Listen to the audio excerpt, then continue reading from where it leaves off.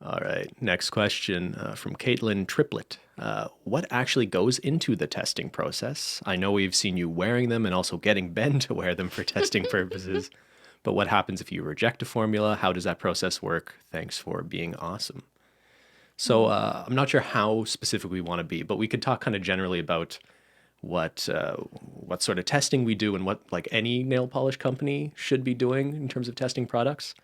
Maybe one sort of fundamental thing that isn't really testing but is really important is just making sure whatever suppliers or vendors you're getting ingredients from, you're only getting ingredients that are appropriate to use in nail polish, and you have the documentation from those vendors and stuff that shows exactly what it is, so you know what is going into your product. That's just a super important thing, and something that gives you confidence even at the very beginning stages of developing a polish formula. You already have a pretty strong idea that it's safe and fine because you're comfortable with what's going in it. In terms of the kinds of tests you can do outside of like wear tests, there's a few fun ones that we're aware of now. There's a kind of oven you can buy. It's UV testing, I think. Yeah, Is the term essentially, they like used. it simulates like what would happen to a polish over time, or if it was exposed to heat or sunlight, something like that.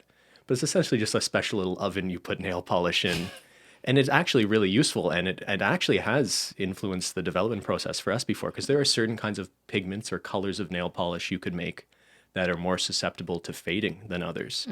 And there have been times where we're like developing a polish, and it's only after we've gone through that sort of phase of testing where we realize it fades too much and we needed to make an adjustment to the formula, for example.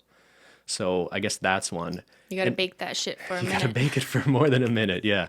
And then there's also testing of just like the real hardcore testing you would do once, like you probably do this later on because it's an expensive thing, but you can literally like send a nail polish to an independent lab and they'll give you a report confirming that there isn't anything in there that shouldn't be in there. Yeah. Because even if you're using a suspension base you get from a vendor you trust and you know it's safe, there's always a chance for contamination or something being in there that shouldn't be in there. So it's always a smart idea to do that sort of lab testing as well. And then in terms of wear test, the question is like, what happens if you reject a formula? Like, you'll often see several iterations of a formula. Before it's the final one. Yeah, definitely. Yeah. And many people have worn the polish before you even see it for the first time to try to save you. You're not seeing very early versions of So things. even before someone wears the polish, we have stability testing as well, which from what I understand is like a durability test basically. And then there's also viscosity testing, which is how thick is the nail polish? Can it run through, some strain of something? And there's a percentage of viscosity that they assign. So those are some tests you kind of do before even putting it on a nail. And then the nail testing obviously is incredibly important. Yeah. So, but before I do that myself, there's team members or product developers who are trying it. They're trying on swatch sticks and also like their own fingernails. And then when I get it, the product developers are confident that it's, first of all, safe, obviously, and second of all, like it's past the major tests that we've just described. And then it's just kind of up to me to decide, like, does this like wear the best in terms of like, is it chipping too easy? Does it like fade or something? Or is it not the right color? I think like that's probably the biggest thing that I will change because the team has usually nailed down the formula before I get it, unless I'm like being really picky and want something so specific that's hard to explain until I can give feedback on an original prototype. But the color I think is the most often thing I'll tweak. I'll be like, just make it a tiny bit warmer undertone, and then they'll send me 3 samples and I'll be like, pick something in the middle of between this and this. So it goes back Yeah. and forth after all the important testing to then my testing, which is the creative testing. Yeah, and that makes and people might be surprised that like the color can change later in the process because you might think like you have picked a Pantone shade or you have like a reference card of what color you want, right? Yeah. But what people might not understand is that seeing like a color on like a flat piece of paper or a computer screen is different than how that color might appear on a glossy nail, right? Like when the team told me to pick Pantone shades for the linear hollow collection, I was like, I can try, but a linear hollow is just rainbows.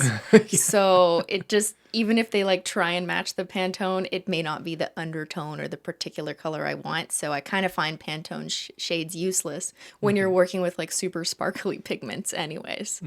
I would just also quickly add to this question, outside of the testing of the polish itself, there's sort of QA testing that goes on more generally about, Quality assurance. yeah, making sure like the bottle caps are screwed on properly and things like that. And like, so that testing and all the testing we already described is something we sort of have done from the beginning, but I would say we've gotten much better and more sophisticated in how we approach all this testing over time. So I think we've definitely seen improvements in terms of, like in any business, you're going to see a certain percentage of like orders that aren't perfectly correct, like they weren't packed exactly correct, or like sometimes something's missing a sticker.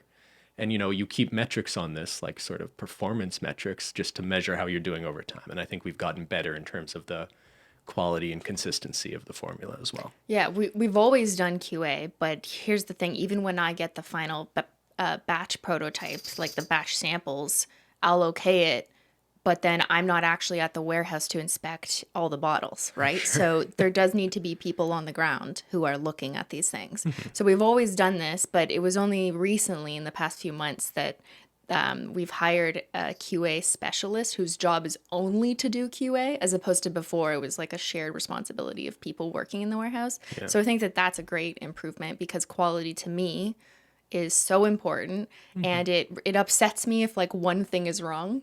And I maybe we'll get into that later, but like my emotional attachment to being in business. But Yeah. quality is paramount.